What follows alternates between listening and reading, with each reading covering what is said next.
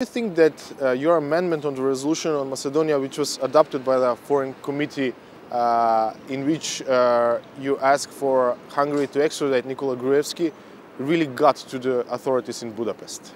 I'm sure the authorities in Budapest know, because nothing that happens here that touches Hungary goes unnoticed. But whether they are taking any guidance from it, that's very questionable.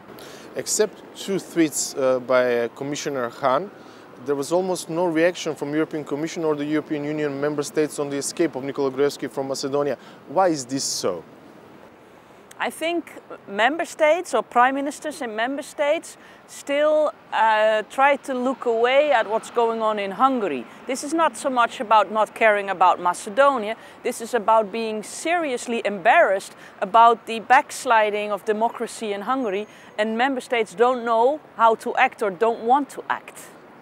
How would you comment on the whole case on a specific point of view? Government of your country, Holland, is very sensitive concerning the rule of law issues as well as accountability. That's why the Netherlands was so restrained last June when European member states were deciding whether to grant Macedonia a date to start accession talks.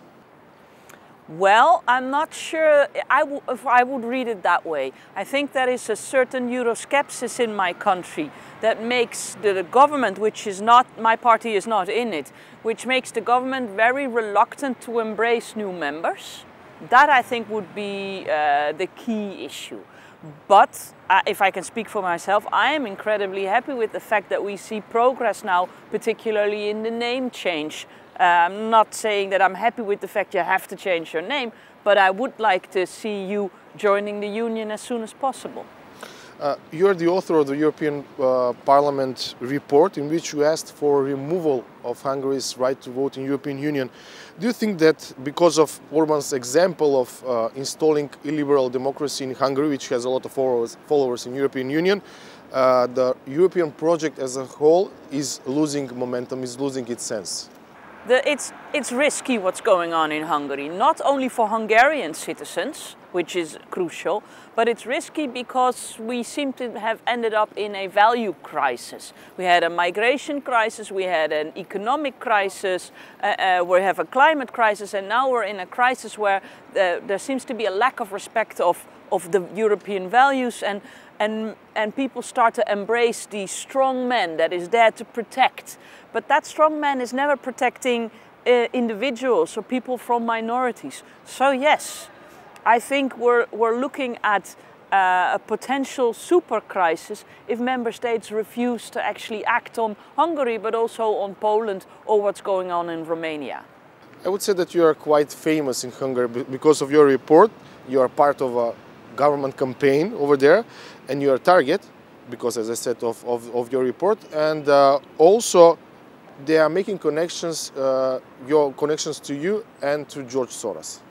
Yes, they are.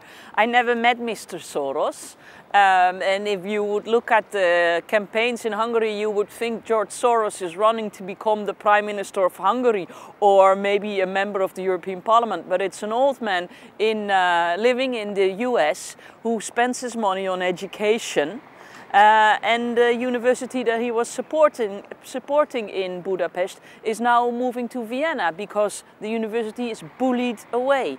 The campaign in Hungary is nasty, and it's there to give the Hungarian citizens the idea that there is an enemy outside. And there is no enemy outside. There is a problem inside. Their rights are being taken away by their government. Finally, knowing the government of Viktor Orban, do you think that there is a big chance, possibility, or no chance at all for them to extradite Nikola Gruevski back to Macedonia? And this depends on the pressure that other member states have to put upon Hungary.